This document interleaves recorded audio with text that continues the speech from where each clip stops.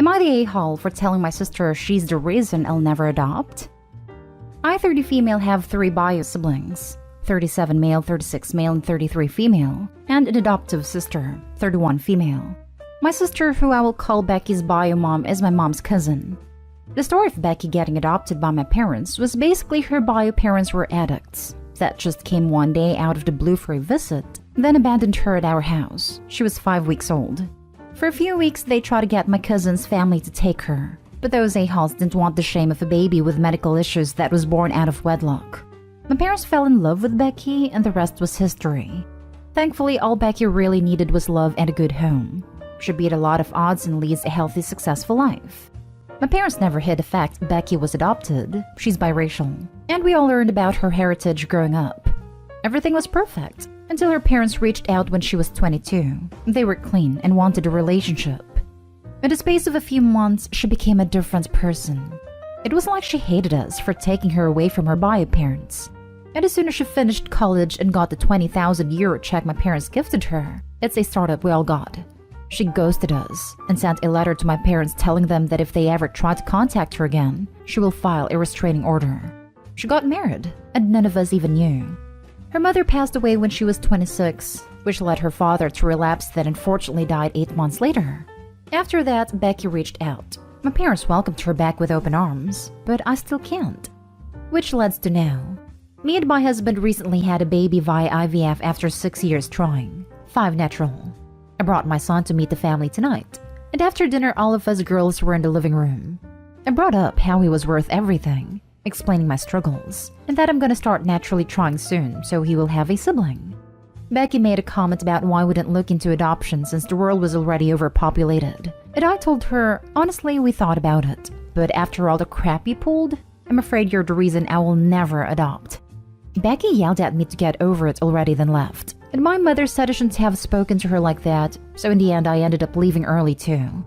My siblings are on my side, but my parents are extremely mad. Now for the top comments. Not stay home, because if her bio parents were still alive, she wouldn't even be around y'all right now. Becky straight up acted like an adversary by threatening a restraining order. It's always sad to hear when adopted children raised in loving households choose their birth parents over the ones who raised them. Becky also asked a question she shouldn't have if she wasn't prepared to hear the answer. She knew she caused a great deal of pain and anger. It doesn't take a genius to figure out why Opie prefers not to adopt. I'm sure it was hard to hear. It's quite possible she struggled with being adopted, especially considering she's biracial.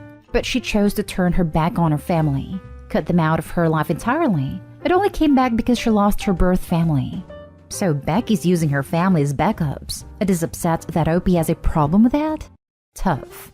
Becky needs to own up to what she did, make amends, and get into therapy. Opie might find some benefit in therapy as well. Not stay home. I hate adopted kids that turn on their parents who love them and raise them as soon as they find out their real parents want a relationship.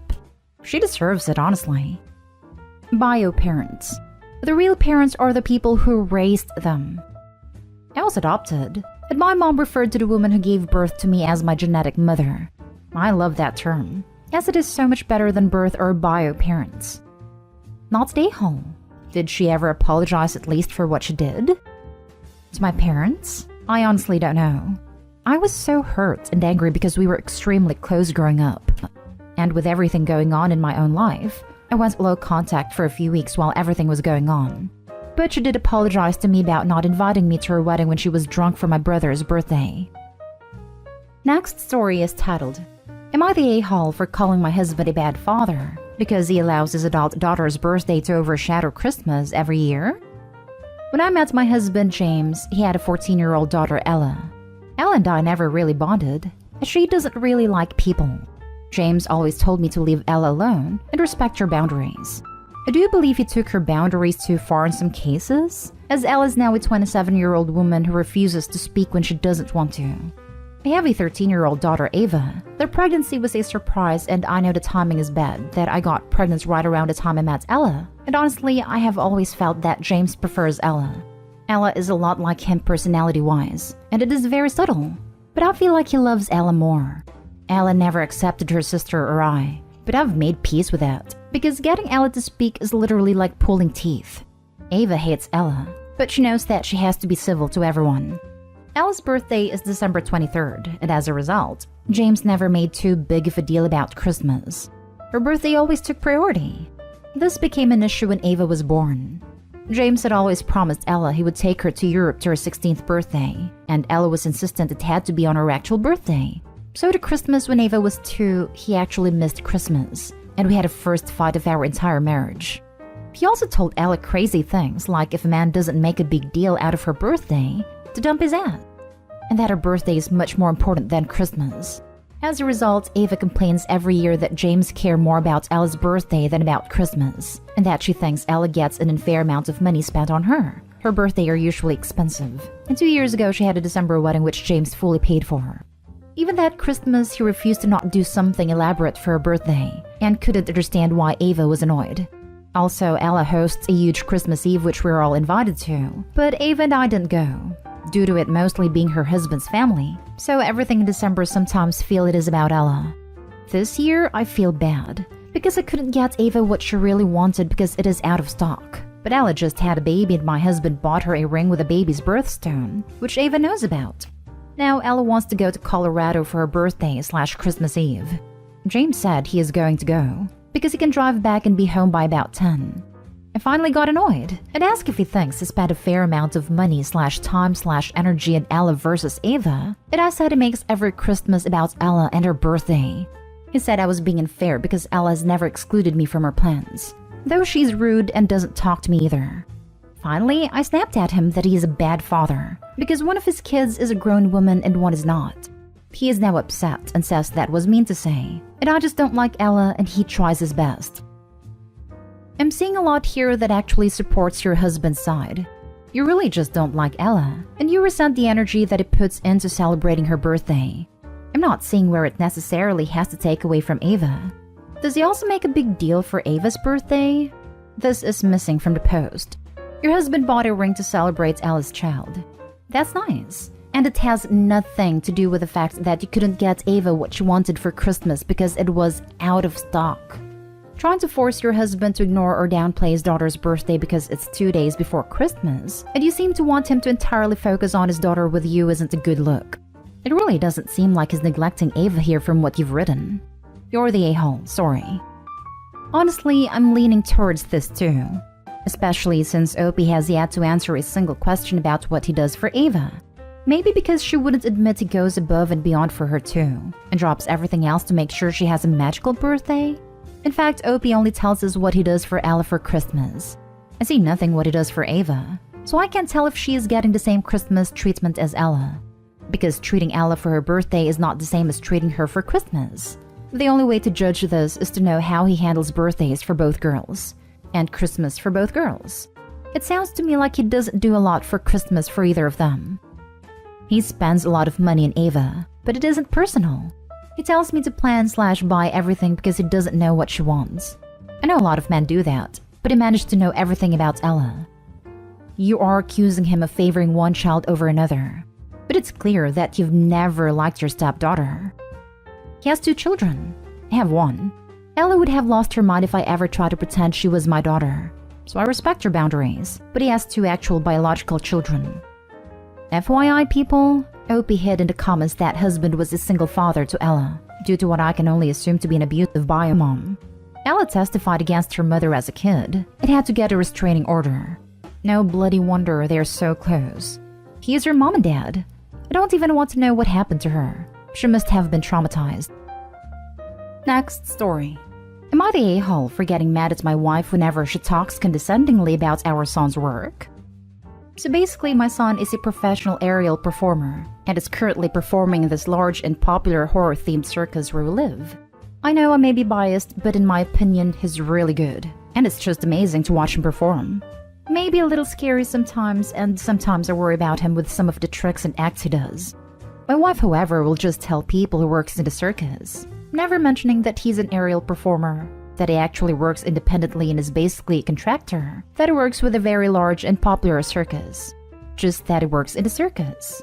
Whenever we are out and she sees a clown, she will point at it and say, "Look, it's son's name."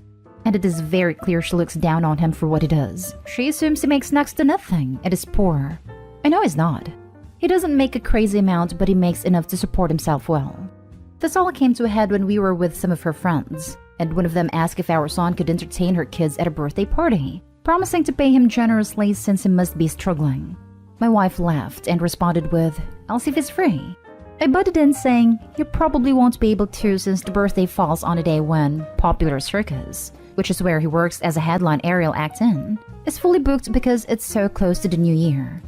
Almost everyone there was shocked since all this info was new to them. My wife looked pissed and left. She sat in the car and texted me that she wants to leave. I stayed for about 20 minutes answering questions and showing them some videos. The woman who asked apologized, saying she was given the impression by my wife that our son was a struggling and failing cheap circus performer and wanted to help him. When I finally left and got in the car, my wife yelled at me, saying that I made her look like an idiot and a horrible mother in front of her friends.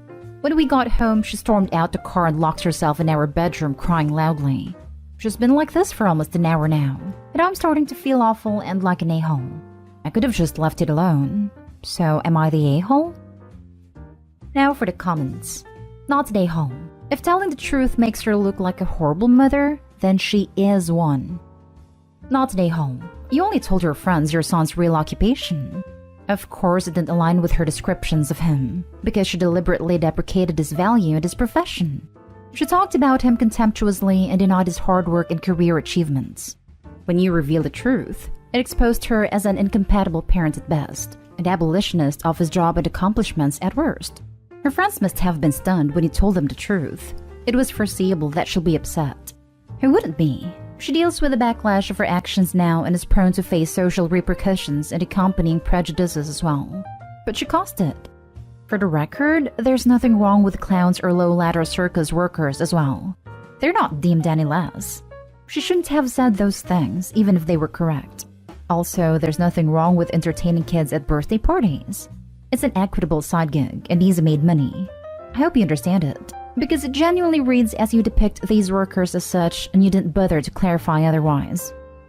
I'm so sorry if it came across like I thought that way. I absolutely agree. The circus wouldn't be complete without them.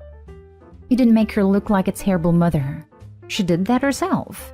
I've been into music my whole life. Neither of my parents have ever supported me or stood up for me when someone made a stupid remark.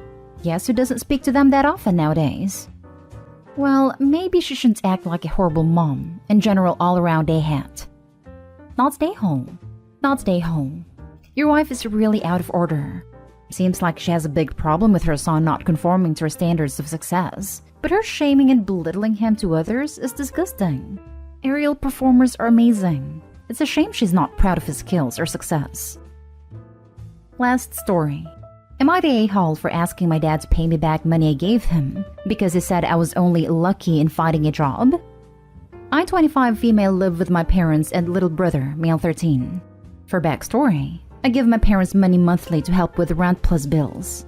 I often treat them all to nice restaurants when I get a bonus, and even buy groceries and snacks for everyone to use at home. I have never been very studious, and I barely managed a degree that I have no interest in. I did not enjoy the field and never looked for work in it. Instead, I wanted to explore my options and tried a bunch of different jobs, some that didn't always pay well. Even then, I still contributed to the house and managed my own expenses. I was always into video games and my parents had a problem with it since I can remember, saying that it's not a girly thing to do and it won't get me anywhere. Well, about a year ago, I got a job as a small copywriter for a video game-based page. It didn't pay well at first, but I worked very hard, got a promotion, and I'm now even in charge of sales and collaborations, where I make some decent money in commissions. The other day, my dad was talking to my brother, and I was passing by and overheard their conversation. My dad told him he must study hard and get a real profession, and not to be like me because I just got lucky in finding a job related to video games, and it's not real work. Here's where I might be the a-hole. A while ago, my parents needed some money in an emergency, so I gave it to them out of my savings. I even said it is okay, they don't need to pay it back. But after hearing my dad say I got to where I am because of luck, I walked up to him and said, "Remember the money I gave you guys? I'm going to need you to pay it back when you can. You see, who knows when my luck ran out, and I might need the money." My dad got mad and said I was an a-hole for being so petty over a small comment I made. when I know he doesn't have the money to pay me back. What do you think, guys? Am I the a-hole? Not an a-hole. Perhaps you should save the money you've been giving your parents and move out on your own. I live with them because they need help with the bills and stuff. I'm planning on moving out next year, though. If they don't respect the job you have and the money you make, it shouldn't be helping to pay their bills. I get wanting to help them, but if they're going to continue to bite the hand that feeds them, you'll only be reinforcing the behavior by staying. How is that your problem? I mean, what if your luck runs out and you wasted all that time and money helping your parents out when they don't even appreciate or respect you? Stop paying rent, save your money and move out. Your parents are the a-holes. I wish you could see the face I'm making right now. You have to help support them while they insult you? Make him pay you back. Not an a-hole. Whatever the amount was, take it out of your rent. There's another comment here to make sure you don't end up in a relationship where the person insults you while demanding you support them because you're used to it. And that's something you should be watchful over.